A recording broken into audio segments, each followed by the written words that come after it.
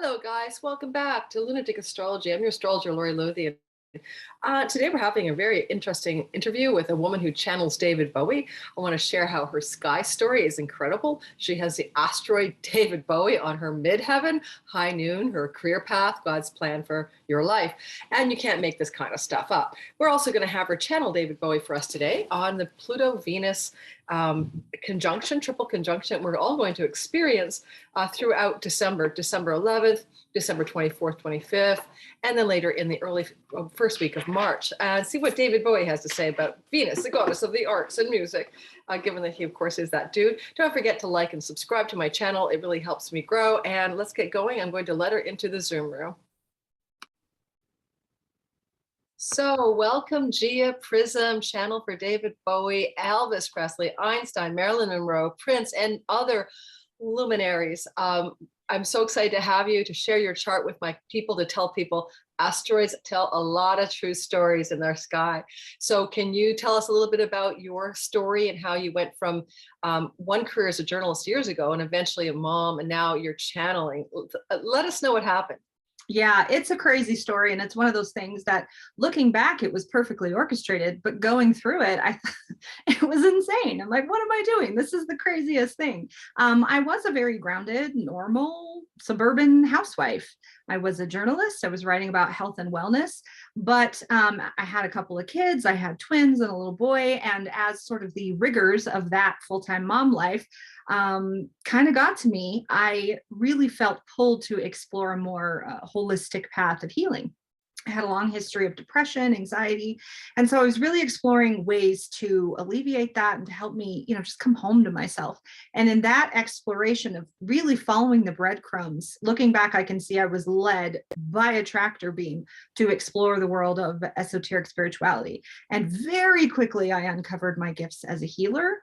And within weeks of opening my healing practice, spirits started coming through. I had no idea it was a medium until all of a sudden they're showing up and they're there and they're undeniably making their presence known. So as I've kind of done that over the years and followed the breadcrumbs and, well, I really want to explore this, and maybe what about this? And these gifts have just been opening like it's like Jack in a Box. They're like time released, ready to pop up. So what happened in, let's see, it was 2019. I had, over the previous years, I'd had my healing practice since 2015. And as the new abilities came in, I would add this and that. But I would keep trying to sort of, I would get frustrated with my spiritual work. I would leave it behind. I'd go get a corporate job. But spirit was not having that. And so I kept getting very dramatically fired from my work, not given a reason, out of the blue. And I knew I was being brought back home to my spiritual work. So 2019, it was after the second firing out of the blue where I was like, okay, fine, I get it. I'm here, I'm paying attention. I will be a mystic, just quit, like no more trauma.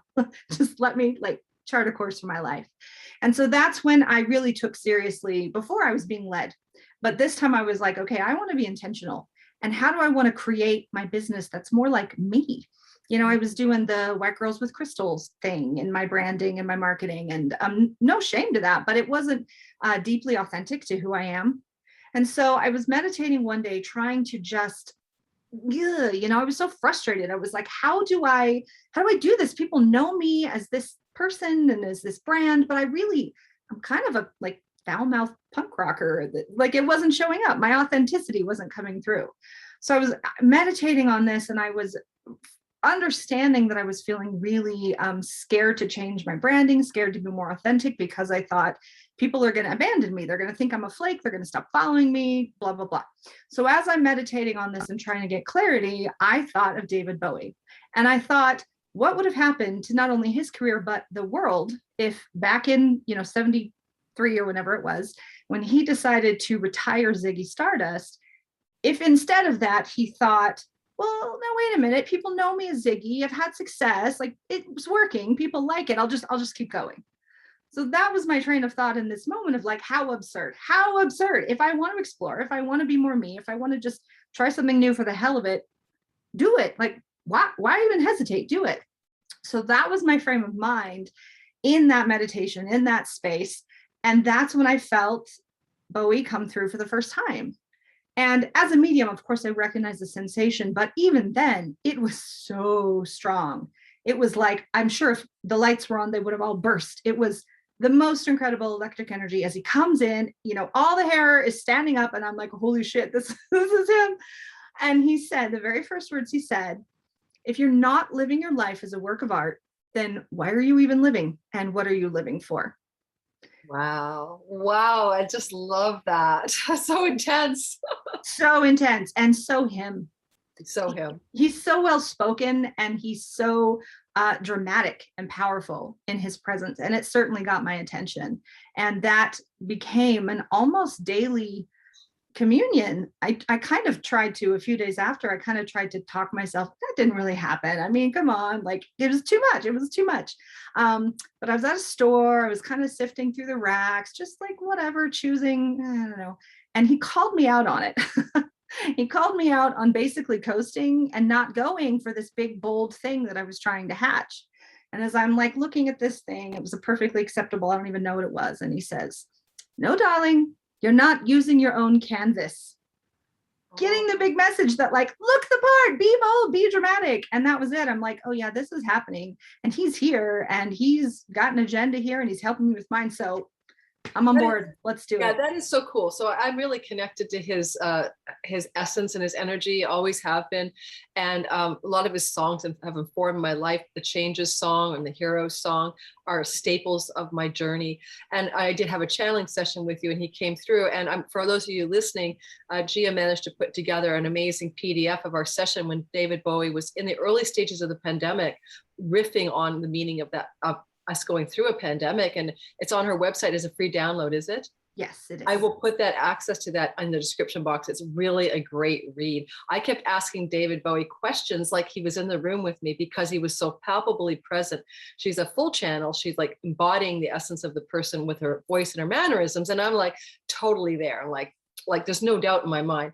Would you be okay if we shared your chart and showed people how David Bowie, the asteroid is called David Bowie, is sitting on the midheaven, which is your career point, God's plan for you, and the uncanny likelihood of that, you need to be on statistically, you can't even begin to think of that. And here's this, you growing up, being a young woman and then a career as a journalist and stuff, and having children, and all the time the David Bowie asteroid has been coded like an algorithm into your destiny, is always waiting for you. Yeah, I say that it had to have been time released. It was so perfectly timed. And we only found it when you came to me for a reading. And like I said, well, let's see if that asteroid exists. So I love asteroids. If you're listening, I'm an asteroid junkie. I find that they are amazingly symbolically true. I have a client who channels Jesus, and the asteroid Jesus is on his midheaven. I have a client who's very involved with integral with Ken Wilber, and the asteroid Wilbur is on his midheaven. He's like high up in the organization.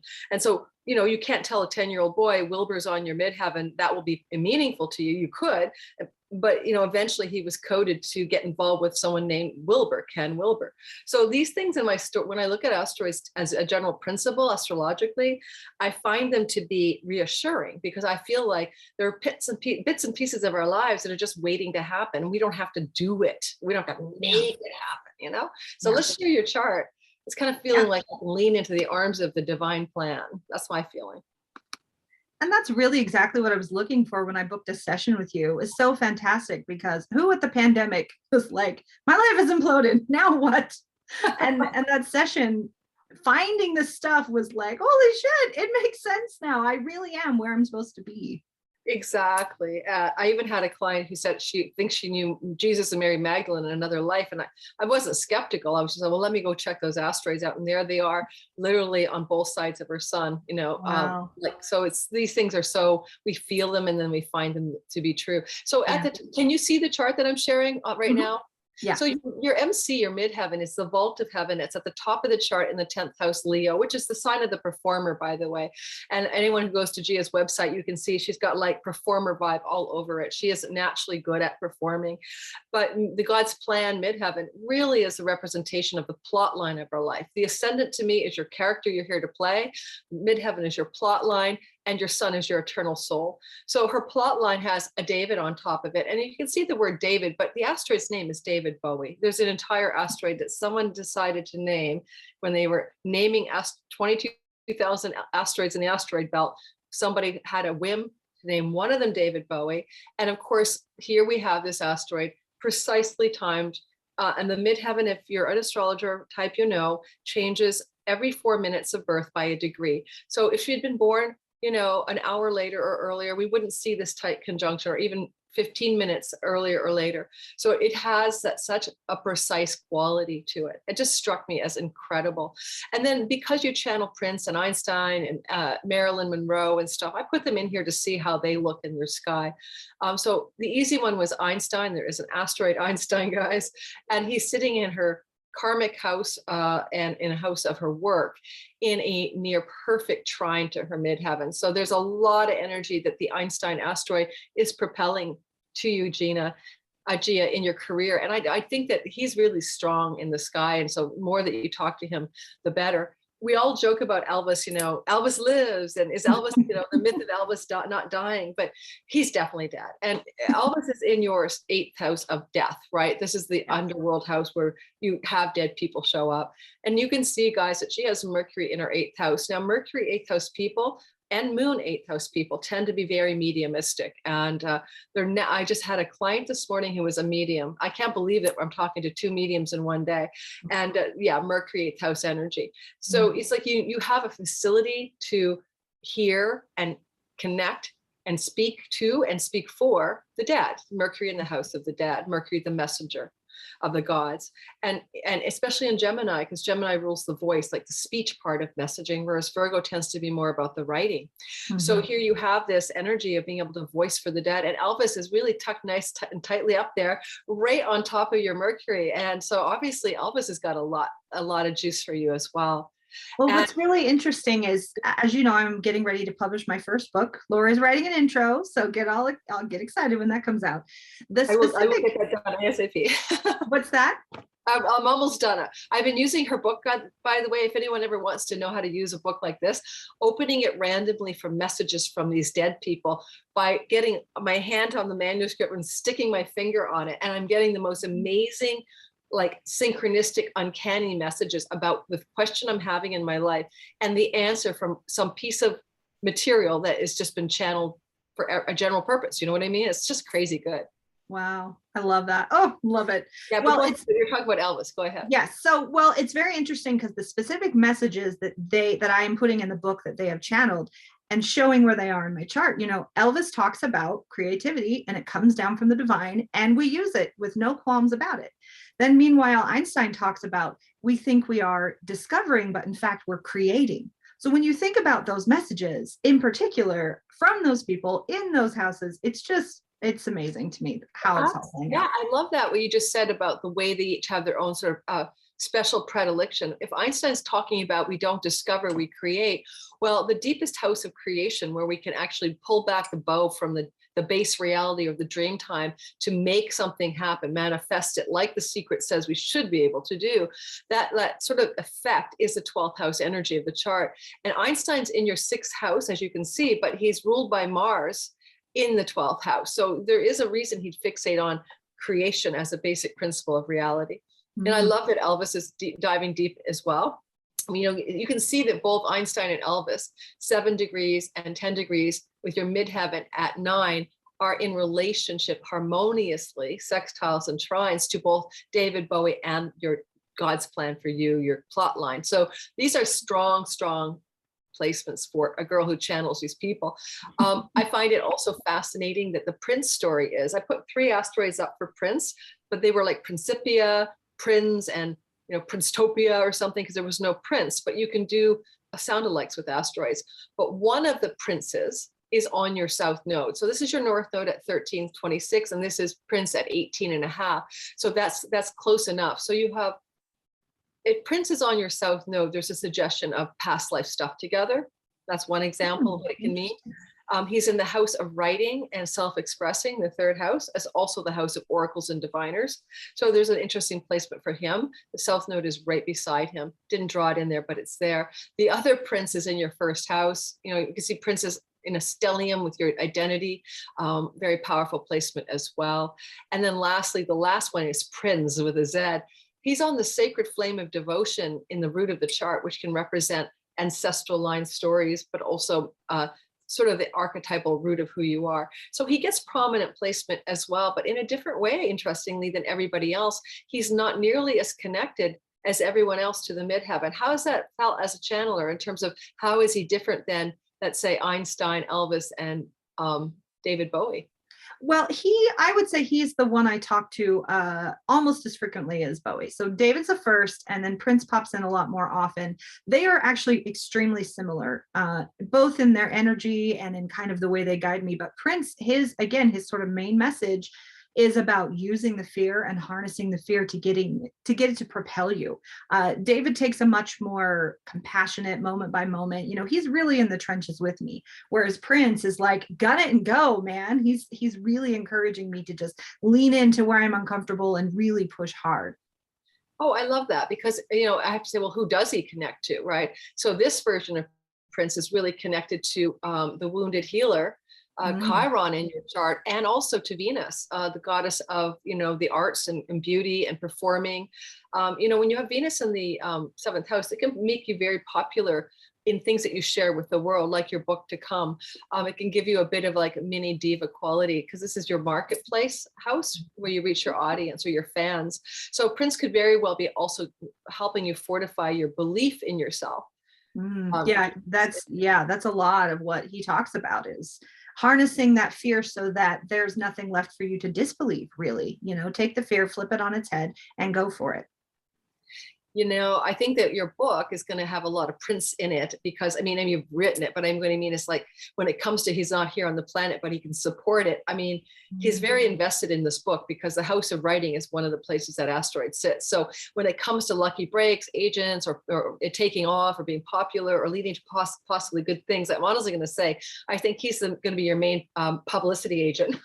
Oh, yes. Yes, please. And thank you. Yes, exactly. So now we're going to move on, and we're going to look at just briefly how David Bowie's chart overlaps yours, and then we're going to channel. So hang in there, guys. She's willing to do a little channeling for us, and that's going to be fun to watch. So I'm excited to see if David has anything to say about the goddess Venus in Capricorn having 3 passes of Pluto to Pluto between now and March, which is extremely rare in Capricorn. She was retrograde in Capricorn back in 2013-14, but did not do a 3-pass on Pluto. And so it's going to be because Venus is the goddess of music and creativity and the muse and the arts, and Pluto is the god of death, transformation, and rebirth.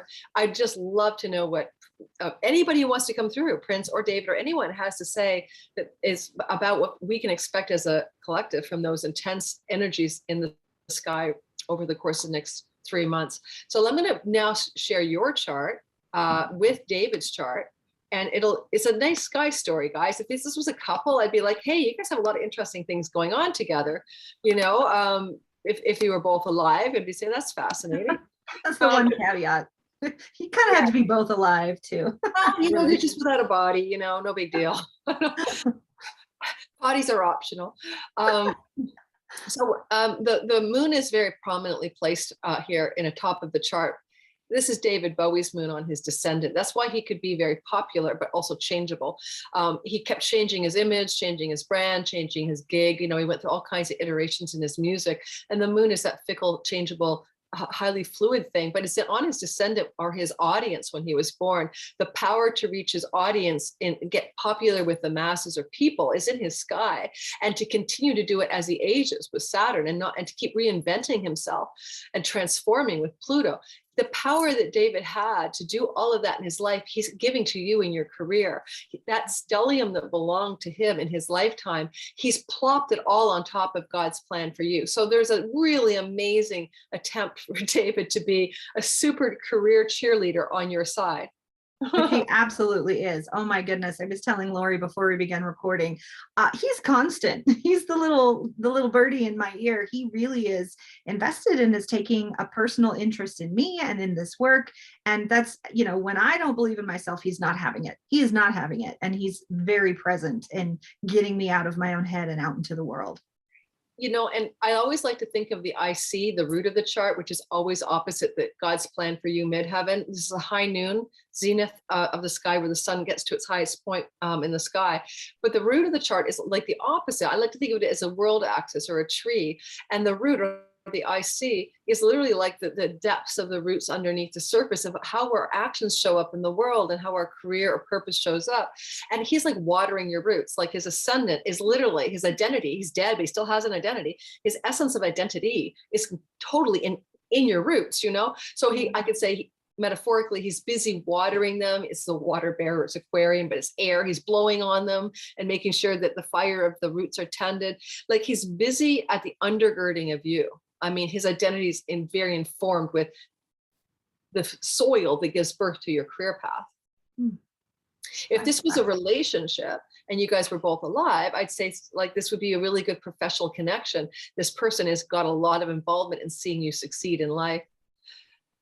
You can see there's destiny between the two of you, karmic energy, and that's the nodal axis of the chart. Anytime in a synastry between two people, the nodes connect to each other's planets by square or trine or anything, but more in conjunctions. There's an intense karmic storyline going through the sky. So clearly, I mean, you're this medium, this mercurial figure in the house of death, where the dead people can be talked to. And his north node of destiny is sitting within 2 degrees of your Mercury. Wow. So he's really, this has always been lined up. Now, if he was alive, I might say something different. I might say, you know, there's this relationship energy that activates your house of occult mystery, and he expands your connection to things to do with dead people, mystery, magic, metaphysics, mystical stuff. But he's doing that from the other side. And then on the other hand, you know, flip the nodal storyline, right? And look at your south node. And this is his north node. So he's propelling something big to happen for you. But you have an anchor with him in your story where with that, your south node connected to his Mars, okay? Sometimes that looks like being comrades, being soldiers, being connected to similar action and directions and motives and passions in another lifetime. These are Mars words. Mars is exalted in Capricorn, which is one of David Bowie's very powerful features. This exaltation of Mars is an incredibly powerful planetary story he has, but he's got that energy from another life with you, or an energy of a south node connection, a karmic connection to do with this powerful Mars energy. You can also say that his south node is connected to, your south node is connected to, no, his south node, I saw it earlier. Got to look at his chart again. Yeah, 9 degrees. And, oh, I forgot what I'd seen earlier. I thought it was a Neptune connection, but I'm not sure, because Neptune is the god of channeling. Let me just, oh yeah, got it, maybe. So there's his Neptune at 10. And who did I see in your chart that I was like, oh yeah, of course, it's your career path. I was looking at it this morning over groggy coffee from too much wine with my party last night. So yeah, so, you know, his Neptune, the god of channeling, the god where he gets his muse, I always call it muse-spiration, his inspiration from the muse. As he was getting all of that in his lifetime through his Libra, Venus rule, artistic Venusian Neptune. That was one of the things he was able to do. And his Neptune, when he was born, was in his 9th house of God. So he was channeling from a higher place, a very soulful, deep spiritual place. His artwork, his music, his things. But he's giving you that connection he had and helping you apply it to your midheaven in your career. So I find that fascinating that he had such a strong Neptunian facility to channel the muse, especially given his Neptune is sextile Venus, the goddess of the arts, from the house of God. And now he says, well, let me lend you some of this juice to your midheaven. Like, so he really has got your back. And you can see that this at the very least, if you were alive and together, would be a very unusual relationship as well. Venus conjunct Uranus, outside the box. Totally way out there love story, you know. I mean, how could it not be if anyone's with David Bowie? It seems like you're up for the unusual. Exactly. And, you know, his Venus in your 2nd house gives him ability to support your finances by helping you earn money. So on Uranus, using the internet or technologies of our worldly day. So that was kind of like fun to look at, as if this was a relationship. And it is karmic, and it does have eerie coincidences that you're channeling him or mediumship, supporting him when his north node is in the house of mediumship on your Mercury, the medium. And this kind of thing, guys, you can't make it up. As I always say, this is like how life is. It's utterly, absolutely, unfathomably magical. Yeah. So I'm going to take this off and stop the astrology share. And would you see who might want to talk to us for maybe 5 minutes or 10 minutes, whatever comes through, about Venus and Pluto in a rare triple conjunction through the sky, starting December 11th and ending about March the 3rd for the last path of March. Yes. Yeah. Well, and when you were talking about that before, I already felt him and I already got a sense of what he's going to talk about. It's really a continuation of his main message through me is to the artist. When he says artist, yes, he means it literally, but in addition, anyone who is prone to being able to sort of lean into the divine, take in that inspiration, and then going out and creating, whether it is, you know, maybe you are an astrologer, maybe you are a medium, whoever you are, using your ability to tune into the divine to create something that the world can then interact with. So having that as the context, what he's going to bring forward is, it's a little different and it's very exciting for the potentials, these sort of unseen, laying the groundwork of the new future that we're all moving into. So it takes me just a minute to, takes me just a minute to get in the trance state, and here we'll go.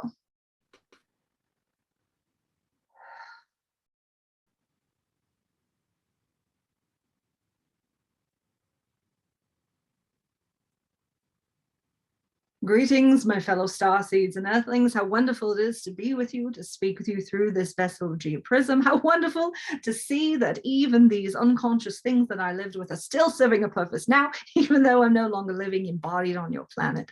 I am so grateful as always for the opportunity to speak with you, to share my wisdom from the other side. And as you know, once I have crossed over, while I do retain my personality and my wisdom and my experience gained in that lifetime as David Bowie, I of course am now rejoined with the multi-dimensional facets of all I am as a soul. And as such, I'm able to share with you greater insights and greater wisdom than you might find sitting on Conan's couch, sitting with Leno, having a chat, a bit of coffee about what we're going to talk about and what's coming up in the future for you. Now, of course, as she said, what I like to speak most about through Gia is about the connectedness of the artist to the realms of divine inspiration. And this applies to all of you now. All of you, whether you consider yourself artists or not, whether you are knowing that you're consciously tuned into the divine or not, every single person alive today at this moment in time, yes, even in 2021, even as your world appears to be coming to a complete and total standstill, or worse, and seems to be imploding within on itself, what you must know is that this is a moment of profound opportunity for all of you there. For as you are living, as you are going throughout your life, what you are not seeing are the profound streams of light that are coming down through your sun from the heavens to you, into you, and they are awakening many deep and buried things within you. And as you go forward, receiving these streams of information, receiving these streams of light, you are becoming more enlightened in literal sense. You are becoming more filled with divine light, and as such, you are able to go forward in the world. And your creations are going to have that much more of an impact on those around you.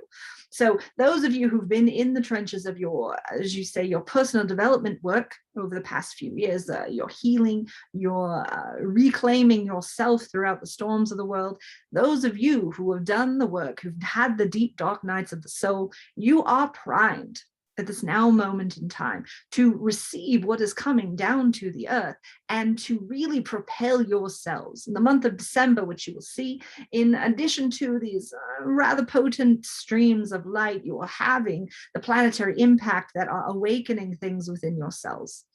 That time release sensation of things that you carried within you into this incarnation to bless the world as we come into a new reality where we can co-create a future. This is now that moment in time where you will be able to awaken more yourself and to awaken others by receiving this light. So those of you who are artists, who are creating, now is your moment to lean in, to accept the calling as creator, to accept the title as awakener of mankind, as your heavens are moving in such a way to excavate the deep pains within you, perhaps the pains of love, perhaps the pains of failed careers, all the things that keep you small, that keep you afraid, that keep you held within yourself, unable to move forward. The planets are going to be bringing these pains and problems up into the light that is streaming down. You will find yourself rapidly healed, and you will find yourself able to go forward, and all you create will be touched by the hand of God. As your creations go out into the hands of humanity, they will then receive whatever it is that the divine has placed within you and that you have placed within your creations. So this is a divine moment, my dear friends. This is a divine moment for all earthlings, for all members of the Starfleet who are here, embodied, awakened now to help transition this world into a new age where creation is in the hands of man, is in the hands of humanity, to create a new future for yourselves, individually and collectively, as we go forward hand in hand, changing the world together. And let me state for the record that the artists will be leading the way. The artists are the ones who will bring the word of the gods into their hands, trumpeting it forth through their art. Whether they know they are consciously seeding it within their creations or not, it is indeed happening.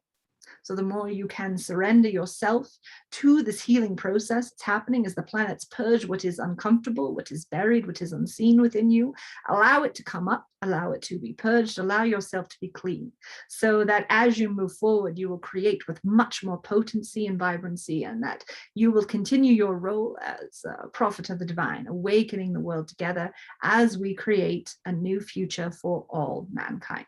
Ooh, can I ask you a question? Yes, of course, Laurie. I know in your life that you decided to stop drinking alcohol and also taking drugs. And I think at some point, obviously you were being fueled by some of the drugs to be creative, like in your Ziggy Stardust phase.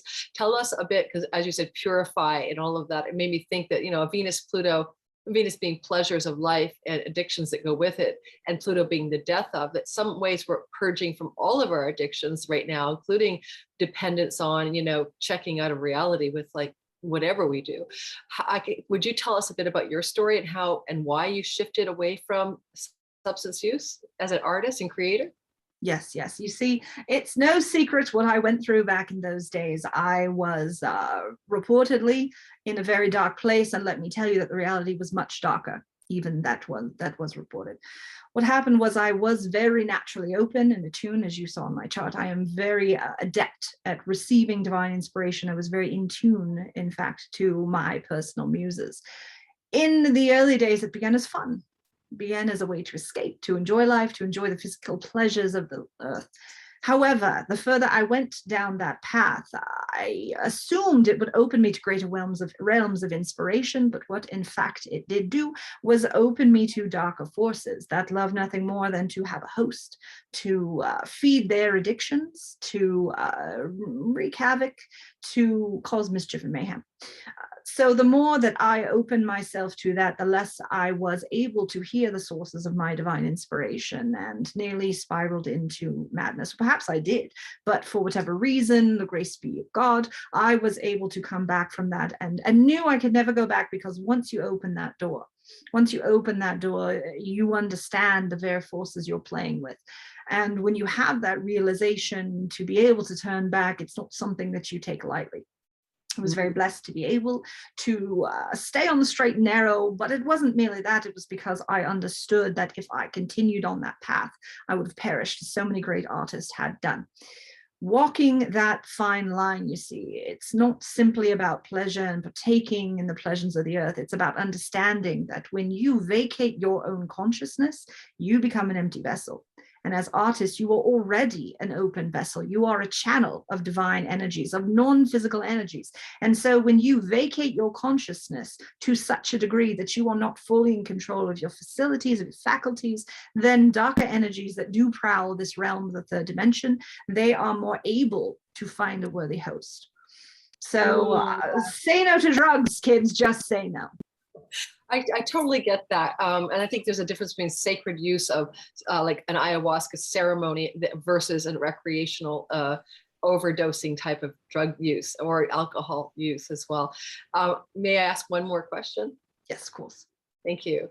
Well, I was just fascinated by synchronicity. I was drawn by a client a couple of days ago to go look at the Black Star video of the song you created while you were sick with liver cancer. And, it's a very odd video, and it was uploaded to, Vivo uploaded it to YouTube It's a very long operatic video, but it's quite fascinating. It was uploaded on the 19th of November, 2015. And it struck me that the images are of the black star in the video look like an eclipse. And it is on November the 19th, 2021, that we just had the lunar eclipse in Taurus on the star Algol, which is the star of the Medusa's head. And I just wondered if you planted that somehow for us. What is the meaning of the black star video being relevant to an actual eclipse that was going to be coming into being 6 years after, if any? What you have to understand, and this is again the bulk of the message I share with Gia Prism, is that as an artist who is consciously harnessing his or her connection with the divine, you are allowing yourself to be inspired in such a way that you might not even be fully aware of all the purposes that the divine has in store. You become a vessel for placing messages, information, symbols, and things that will awaken others at a perfect divine point in time. Can I tell you everything that's in the video? I cannot. Some were not my own inspiration, many were collaboration, many were indeed of my own volition, but others still I had a knowing that there were things I needed to place within here, because knowing this would be the final work I would share with the world, I knew that it would have people searching for it, opening their hearts to it in such a way that they might not have been able to perceive before. And so it was a going out of business sale, you might say. I threw the kitchen sink at this video, hoping, knowing it was my last chance to really communicate with the world all that I might communicate. And so what you will see is an amalgamation of things that were in my inspiration, in my heart to communicate, as well as those things that divine wishes to seed within my work. And as you will notice, if you've ever consumed someone else's art with an open heart, what you will find is that something new will strike you every time. You may have listened to a song for 20, 30 years, and one day suddenly you'll hear it differently. You will feel differently. You will feel awakened. You will feel held by the divine in an entirely new way. And this is the function of art. If an artist is truly connected to the divine, they are an instrument of the divine. And that art can be seeded and encoded with things that will have deep metaphorical and literal meaning for the masses many years to come. Very, very cool. Thank you for letting me ask questions, and I totally enjoyed the answers. And if you are an astrologer listening too, because I get a lot of astrologer types on my channel, go check out that video, because it's pretty cool to see that it was literally the day of our lunar eclipse that it was uploaded to the YouTube by Vivo, and that makes me feel really that there's deeper meanings of this eclipse, that I can watch that video of the song and probably suss out more meaning. Like, I just think it's all intertwined. Yeah. Do you have any more messages for the collective, or are we getting ready to shut down our phone line together today? One final thing that I will say, that I will always say, is that everything right now, it might seem to be, it's a total mess, but we wish to inspire you to know that this mess is serving many divine purposes. And this is the spring cleaning, as it were, of your planet, of your personal history of humanity. You are healing what must be brought into the light, because what you are co-creating, if you could see it from my perspective, you would never doubt for a second, for one moment, that there is indeed a divine plan. And you are bringers of the light. You are bringers of a new dawn. You are co-creating a new destiny, and you're doing it day by day by day. So never lose hope. You are here, perfectly timed. You're doing it exactly as you're so planned for you to do it. There is a destiny, there is a purpose for you, and never lose hope, because you are making a difference. Thank you so much, David. Thank you, Gia, for being willing to play with me on our channel time together today. I was so grateful that you said yes. I am absolutely delighted, and I'm really, really excited that your book is going to be coming out. Guys, it's really fascinating to see what like a Marilyn Monroe and an Elvis or everybody has to say about reality. And I understand you're even adding more celebrities now that have come through with my version of the copy. Yes, I had a little meeting, and it's sort of a last call. Who else? Anyone else? And 9 different people stepped forward. Anybody channel. What's that? Any surprising people like you thought would never want to talk to you or through you? Yeah, George Harrison is one. He seems an obvious choice in terms of spirits people might want to connect with, but he's never one when I've talked with John Lennon, but he was never one that wanted to come forward. Amy Winehouse is another. I'm trying to think now. Mark Bolan. So we did a lot of he's a T-Rex, a lot of musicians wanted to come forward this time. Very cool. I can't wait to read the new content. Check out in my description box below, please. You can get the PDF on Gia's website, and the link will be there to see what David said about the pandemic, which was a fascinating conversation I had with him, and a fantastic read as well. And check her website out. She's amazing. Having a channeling session with her is game-changing and electrifying as well. So if that calls you, you might want to, especially if you're artistic and have any one of the major creative forces that she's able to connect with, give you guidance. It's pretty darn cool. So thank you so much, Gia. And I'm going to sign us off, and so we don't decompress after either. So I'm just going to end the video and we'll be gone. And if you want to email me or something or text me, great. And I'll be putting this up on my channel shortly to tie in with the Pluto Venus. It'll probably be up around the 10th, 11th of December. Okay, sounds great. Thanks, love. Have a great day. Bye, you too. Bye-bye.